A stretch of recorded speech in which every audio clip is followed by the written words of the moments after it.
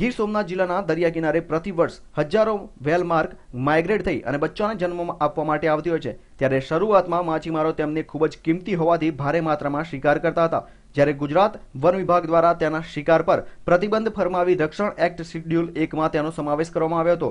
ઉપરાંત કથાકાર મોરારી બાપુનો આદર કરતા માછીમારોને બાપુએ વેલનો શિકાર નહીં કરવાની અપીલ કરીને વેલને દીકરીની જેમ સાચવવાની વાત કરી હતી। જે બાદ માછીમારોએ વેલનો શિકાર કરવાનું તદ્દન બંધ કરી દીધું હતું। જો કોઈ વાર વેલ કે શાર્ક પોતાની જાળમાં ફસાય તો માછીમારો જાળને કાપીને નુકસાન વેઠતા અને વેલને બચાવી લેતા હતા। આ જાગૃતતાને લીધે આ એવોર્ડ જૂનાગઢ વન વિભાગ તેમજ સંરક્ષણ કરતી સંસ્થાઓને ફાળે ગયો છે। જૂનાગઢ ફોરેસ્ટ ડિવિઝનને ઇન્ડિયા બાયોડાયવર્સિટી એવોર્ડ 2014 આમાં કો મેનેજમેન્ટ કેટેગરી, આમાં 4 કેટેગરી હોય છે। આમાં કો મેનેજમેન્ટ કેટેગરીમાં વેલ શાર્ક કન્ઝર્વેશન માટે મળ્યા છે। Whale shark conservation Junagadh forest division તરફથી વેરાવલ, સુત્રાપાડા, ધામણેજ અને માંગરોળ આ 4 બંદરમાં એના સારામાં સારી કામગીરી થાય છે।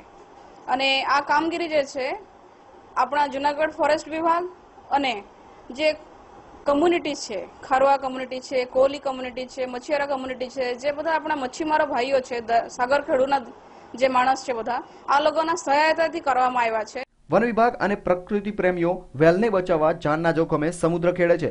જ્યારે wild life trust of India દ્વારા તેના પર રિસર્ચ કરીને તેનું સમુદ્ર ભ્રમણ વગેરેની માહિતી ભારતમાં પ્રથમ વખત ગુજરાત કોસ્ટ પર લેવામાં આવી હતી। જૈવિક વિવિધતા સભર દિને અંદમાન આઇલેન્ડ ખાતે દેશભરના 150 નોમિનેશનમાં વેલ શાર્ક બચાવવા હેઠળ જૂનાગઢ વન વિભાગને દ્વિતીય એવોર્ડ એનાયત કરવામાં આવ્યો હતો।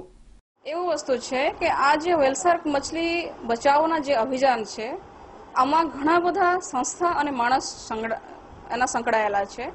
અને આમાં પ્રકૃતિ નેચર ક્લબ છે, WTI છે, અને આમાં આપણા જે લોકલ ફિશરમેન કમ્યુનિટી છે જે ખરેખર દરિયામાં જાય છે આ લોકો જ મચ્છી બચાવે છે।